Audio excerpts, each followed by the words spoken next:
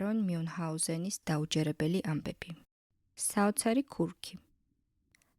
სამ დღეს რვაფეხა კურდღლის დევნამ ჩემი ერთგული ძაღლი ისე დაქანცა, რომ მიწაზე დაეცა და 1 საათში მოკვდა. შეწუხებულმა კინაღამ ტირილი დავიწყე. საყვარელი ძაღლის სამახსოვროდ მისი ტყავისაგან ჩემთვის სანადირო ქურქი შევაკერინე. მას შემდეგ არც თოფი მჭირდება, არც ძაღლი. ყოველთვის, როცა ტყეში ვარ, ქურქი იქით მეწევა, სადაც მგელი ან კურდღელი იმალება. როდესაც ნადირს სათოფე მანძილზე ვუახლოვდები, მოსწყდება ქურქს ღილი და ტყვიასავით ხვდება ნადირს. ჯადოსნური ღილით განგმირული ცხოველი კი იქვე ეცემა.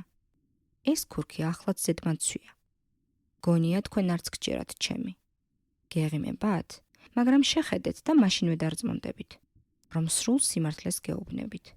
ხომ ხედავთ, ქურქზე ახლა მხოლოდ 2 ღილი მაქვს. სანადიროდ რომ წავალ, ზედ 30 ღილს მაინც დავიკერებ.